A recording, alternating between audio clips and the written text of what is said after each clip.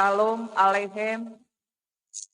Hari ini Sabtu 11 Juni 2022 dari Gedung Gereja Geminsion Madidit Ure, saya Pendeta Ellen Korengkeng Rambing mengajak Bapak Ibu Saudara-saudara untuk beribadah di pagi hari ini.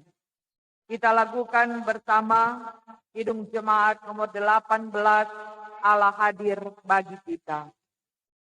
Allah hadir bagi kita dan hendak memberi berkat, melimpahkan kuasa rohnya bagai hujan yang lebat. Dengan Roh Kudus ya Tuhan, umat-Mu berkatilah, perbaharui hati kami, oh curahkan kurnia. Marilah kita berdoa. Terima kasih Bapa di dalam sorga, kami sampaikan kepadamu di pagi hari ini. Engkau ya Tuhan yang berkuasa atas kehidupan kami, yang terus menyertai, menolong, melindungi dan memberkati kami, sehingga hari ini boleh kami terima dan boleh kami siapkan lagi untuk mengisi dengan hal-hal yang benar dan baik. Kami tahu kami banyak kelemahan, kami banyak kekurangan, bahkan ada banyak dosa.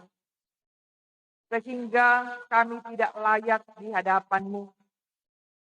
Kami tidak pantas untuk menikmati segala yang baik daripada-Mu.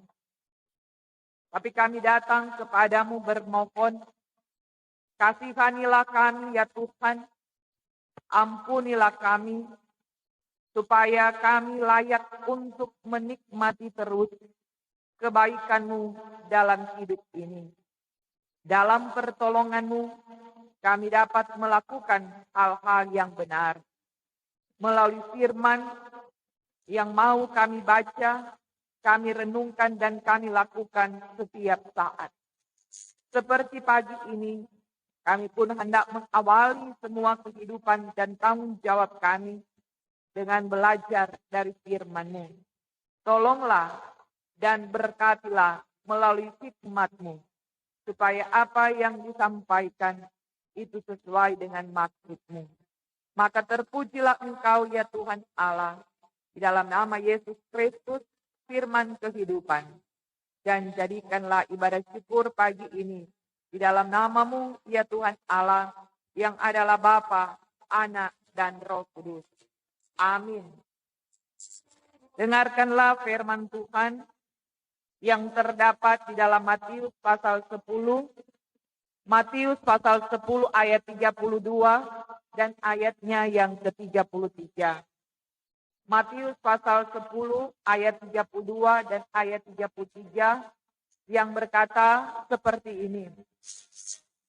Setiap orang yang mengakui aku di depan manusia, aku juga akan mengakuinya di depan Bapa-Ku yang di sorga. Tetapi barang siapa menyangkal aku di depan manusia, aku juga akan menyangkalnya di depan Bapa-Ku yang di sorga. Demikianlah pembacaan firman Tuhan.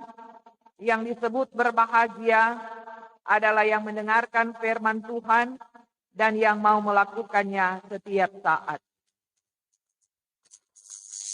Saudara-saudaraku yang dikasihi dan diberkati Tuhan, tema perenungan kita di pagi hari ini adalah jangan menyangkal Yesus.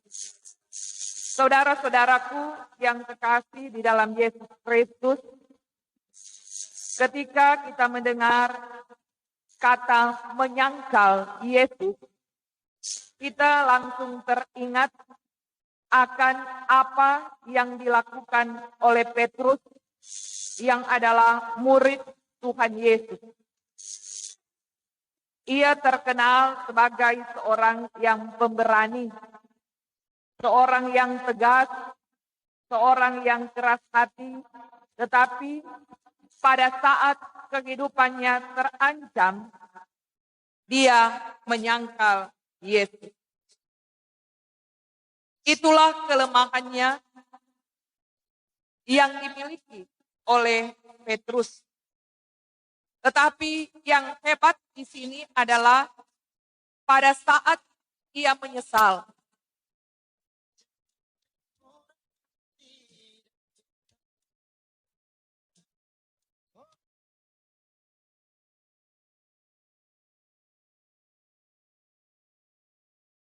Ia mau mengakui akan kesalahannya.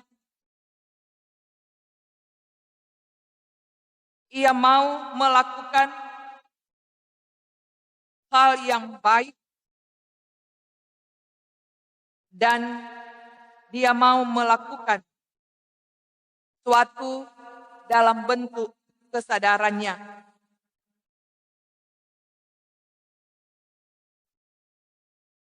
Pandangan Yesus Kristus membuat ia teringat perkataannya dan ia menyesal. Itu adalah peristiwa pada saat perjalanan Yesus sebelum ia disalibkan. Pertobatannya telah melahirkan Petrus yang baru. Petrus yang menyangkal Yesus karena takut dianiaya. Setelah menyesali perbuatannya, maka dengan berani ia berkhotbah di bait Allah. Dan orang-orang yang menerima perkataannya itu memberi diri untuk dibaptis. Pada hari itu juga dalam jumlah yang sangat banyak. Kisah Rasul pasal 2 ayat 41 mencatat bahwa kira-kira 3.000 jiwa orang yang dibaptis pada waktu itu. Saudara-saudaraku yang dikasihi dan diberkati Tuhan. Kisah Petrus di akhir hidupnya ketika hendak disalib karena memberitakan Injil, dia meminta disalib dengan kepala di bawah. Ia mengatakan bahwa ia tidak layak untuk disalib seperti Kristus. Kita masih sebagai manusia yang memiliki kelemahan seperti Petrus. Tidak jarang juga kita menyangkal dia dalam segala perbuatan melalui hati dan pikiran kita. Pada saat kita tidak dihargai, pada saat kita terancam, pada saat kita ditindas atau dalam kelaparan dan kesakitan, sering kita melupakan dan mengabaikan janji firman Tuhan. Tapi kita diajak untuk bagaimana hidup dalam pertobatan, memberi diri untuk melakukan hal yang benar. Jadi sebagai manusia yang baru, dan berusaha melakukan apa yang dikehendakinya.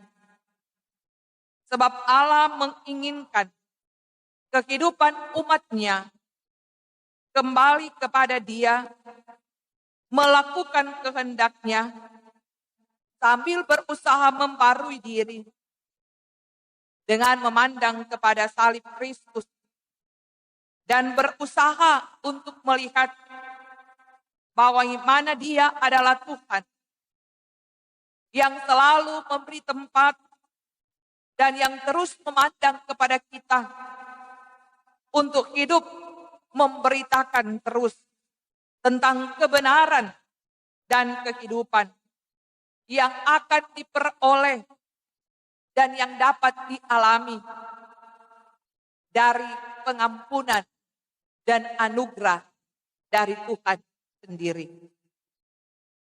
Yesus Kristus telah ada, tetap ada, dan akan selalu ada dalam kehidupan kita yang mau tetap memberi semua yang ada pada kita, baik pikiran kita, perkataan kita, bahkan perbuatan kita, dengan tidak menyangkal Dia, tidak meragukan kasih dan perbuatannya, tetapi meneruskan pemberitaan tentang kemahakuasaannya, tentang kasih-Nya, dan tentang kehadirannya yang mendatangkan damai sejahtera dan kehidupan yang kekal.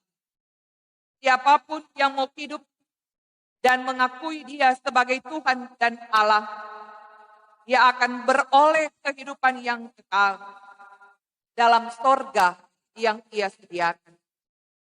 Nantikanlah kedatangannya dan hiduplah dalam perbuatan yang benar sambil memberitakan tentang pekerjaannya. Sekalipun tantangan begitu banyak, tetapi kuasa Tuhan akan memampukan kita. Pertolongan Tuhan tidak pernah terlambat dan kasih-Nya tidak pernah berkesudahan. Maka berikanlah hidup kita untuk melayani Dia dalam suasana dan kehidupan apapun. Di kehidupan yang Allah anugerahkan bagi kita semua sekarang ini, esok, dan selalu terus. Amin.